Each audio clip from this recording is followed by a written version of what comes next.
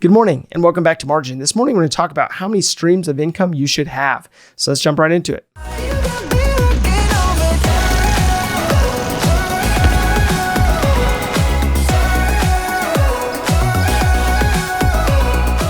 So oftentimes I hear people talk about how they cannot change their profession because of the fear around finances, the fear around not being able to have the resources to transition into a new role, to have any gap of employment. And that's understandable, being that 3/4 of Americans are living paycheck to paycheck. But this shouldn't be an obstacle preventing you from leaning into what you really want to do in life, what you have a life purpose for. So do you feel this way? Do you feel as though you can't make a transition away from the role that you're currently in? Maybe you are that electrical engineer who wants to become the EMT, knowing that there is a significant pay decrease in becoming a probie as an EMT versus a skilled engineer.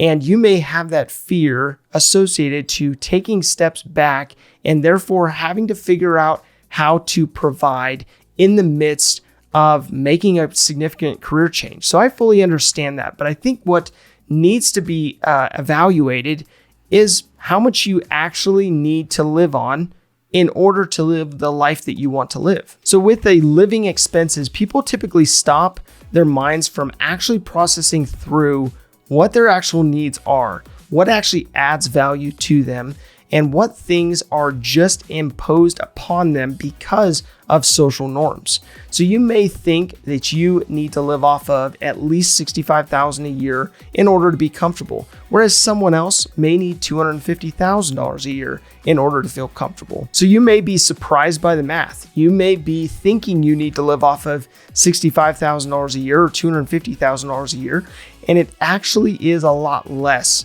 And so today we want to go into that process of looking at and challenging your thought process on what you actually need to live a fulfilling life. So as I was going through the process of researching this topic, I was reminded of two books I recently read that had to do with your life energy. One was Life in Air and the other was Your Money or Your Life.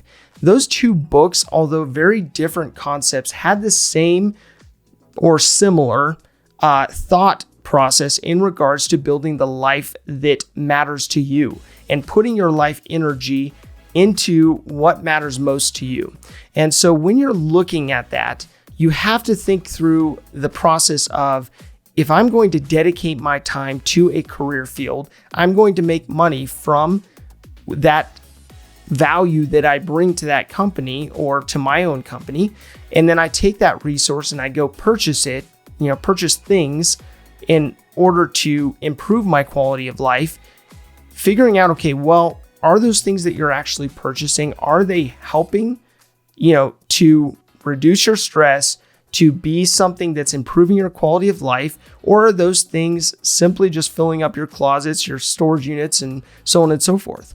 And actually looking at buying things that matter to you based on the life energy that you are using to purchase those things is extremely important. And these two books basically went through an overarching theme having to do with your life energy and whether you are buying things that truly matter to you. So through this process, you realize that each purchase comes with a level of responsibility. Each purchase takes a level of time, energy, and resources, but also some level of mental space as well. Because you're thinking about that purchase. You have to maintain that purchase once you make the purchase. Then you have to think about replacing that purchase you made in a future date. And so unfortunately for many of us, we haven't really thought through that process. And so like I mentioned, you end up with a closet full of things or an extra storage unit because you have things that matter to you at some point or matter to you because of some other individual, but don't necessarily matter enough to be actively involved in your life today. So the purpose of building margin really comes down to giving you options. And the reason why I talked about your life energy and your purchases is that the more purchases you make with your life energy, the fewer options you have. And so building in margin to figure out what it is you actually need in order to live the life you want to live is important. And it's important so that you can figure out how many streams of income you then need in order to accomplish that. Now, I'm always a proponent of making sure that you don't only operate off of one stream of income. But as you look at that life energy, how it's spent, and what resources you need to maintain, you'll probably find that you want to make it a high priority to pay off debt in order to open up options for your future, to be able to lean into that vision, to be able to work towards that career field that you want to work towards, and to figure out what streams of income you need to align in order to live the life you want to live. So having these options then allows you to make better decisions. Those better decisions open up opportunities for you to have even more options to choose from.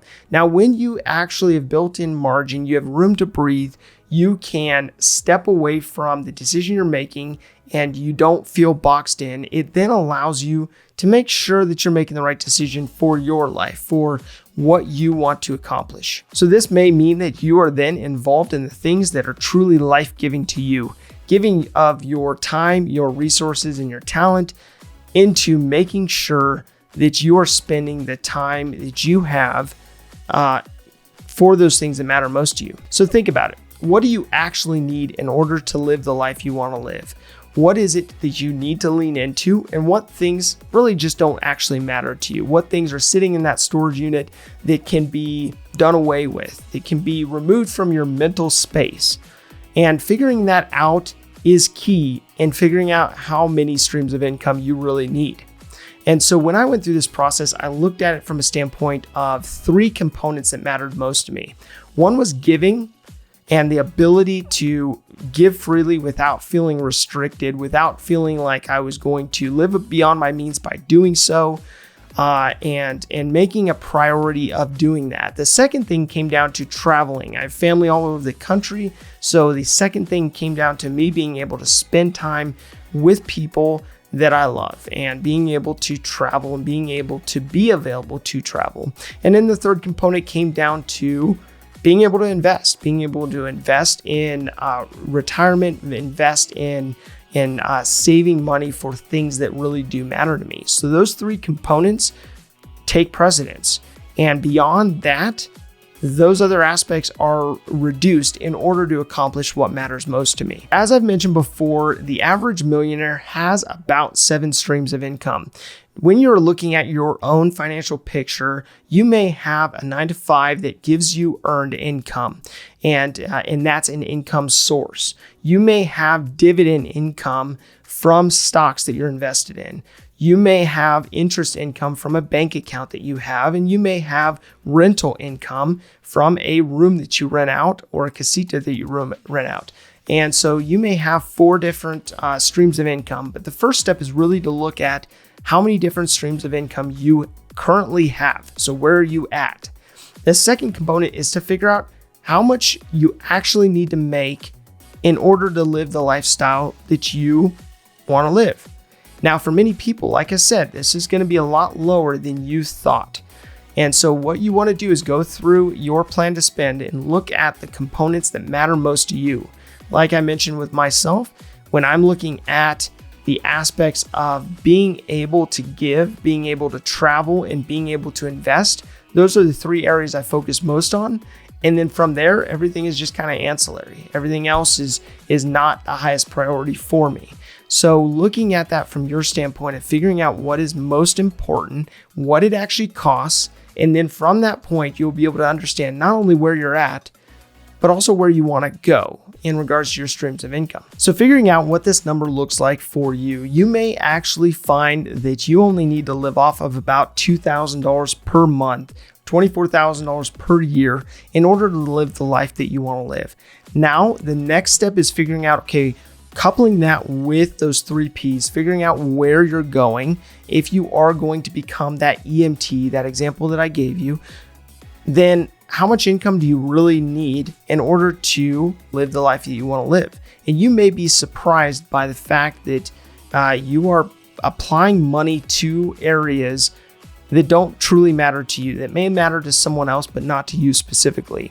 So my call to action today is to go into the process of figuring out how you are applying your income, your energy, and what areas you need to realign your energy in order to be able to buy those things that truly matter most to you. If this information is helpful to you, please do like, subscribe, and hit the notification bell so you're reminded to come back on a daily basis. Thank you for your time. Enjoy your day. We'll see you back here tomorrow.